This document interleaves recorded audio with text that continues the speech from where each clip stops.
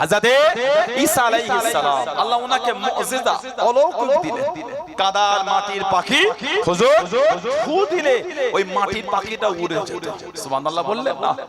Paralysis মানুষ, কুষ্ঠ রোগী, অন্ধ মানুষ ঈসা আলাইহিস সালামকে একটু হাত বুলিয়ে দিতেন, প্যারালাইসিস অন্ধ কুষ্ঠ রোগীটা ভালো হয়ে যেত। সুবহানাল্লাহ বলবেন? মরা মরা খালি কবরের কাছে গিয়ে বা লাশের কাছে গিয়ে বলতেন কুম বিইজনিল্লাহ, কম বিইজনিল্লাহ, বলার সঙ্গে সঙ্গে মুর্দা জিন্দা হয়ে যেত। জোরে বল। 2500 বছর পরে হযরতে নূহ আলাইহিস সালামের ছেলে হযরতে শাম ওনার কবরের কাছে 2500 বছর পরে ঈসা নবী দাঁড়িয়ে বলছে ইয়া শাম ইবনে নূহ কুম বিইজনিল্লাহ, বলার সঙ্গে সঙ্গে নূহ আলাইহিস সালামের ছেলে 2500 বছর পরে কবরে জিন্দা হয়ে গেছে। জোরে বলা গেল না সুবহানাল্লাহ? ইয়ামানের বাদশা তুব্বা উনি ছিলেন মুসা আলাইহিস সালামের উম্মত। 400 জন আলেম যখন বলেছে আখেরি নবী আসবে, ওনার হাতে আমরা আল্লাহ যদি সুযোগ করে দেয় হাত দিয়ে মুসলমান হব। নবী আসার 1000 বছর আগে আমরা আর এই জমিন ছাড়ছি। ইয়ামানের বাদশা বলছে আপনার আখেরি নবীকে দেখবেন, আমি দেখব না, আমিও ইয়ামানের সাথে যাব না। ইয়ামান দেশ থেকে সম্পদ রাজত্ব সব মদিনা শরীফে নিয়ে চলে আসলে 400টা আলেমের জন্য 400টা ঘর তৈরি করলেন, একতলা।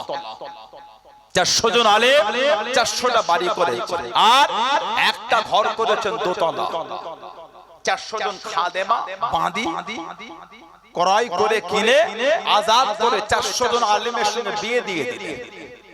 কেন? মদিনা শরীফের জমিনকে আবাদ করতে হবে। জায়গাটার নাম ইয়াসরিব বা ইয়াসরা, ফিতনা ফাসাদ অশান্তির জায়গা। নবী পাক নাম দিয়ে দিলেন মদিনাতুল মুনাওয়ারা বা মদিনাতুর রাসূল, রাসূলুল্লাহ শহর। জোরে বলবেন? বেশ কিছুদিন থাকলে ইয়ামানের বাদশা তুব্বা আউবাল অসুস্থ হয়ে গেল। ইয়ামানে ফিরে যাবে, যাবার আগে একটা চিঠি লিখলেন, বাদশা ইয়া রাসূলুল্লাহ, আমি তুব্বা ইয়ামানের বাদশা, হুজুর আপনার এই জমিনে এসেছিলাম সফরে, খবর পেলাম আপনি আখেরি নবী এই জমিনে তাশরীফ আনবেন। হুজুর মনে আশা ছিল আপনাকে দেখব, আপনার হাতে হাতে কালিমা পড়ে মুসলমান হব। হুজুর আমার নসিব আর হলো না, যদি আপনাকে দেখতে পেতাম সবার আগে আমি আপনার হাত ধরে মুসলমান হতাম। বলুন সুবহানাল্লাহ। তবে ইয়া রাসূলুল্লাহ, হুজুর আমি এখন থেকে আপনার উপর ঈমান আনলাম আর আপনি জমিনে আসবেন, কে ঘর দেবে না দেবে হুজুর আমি এখন থেকে আপনার কদমে ঘর তৈরি করে হাদিয়া করে দিলাম। ওই দুতলা ঘর 1000 বছর আগে তৈরি করে নবীর কদমে হাদিয়া করছে।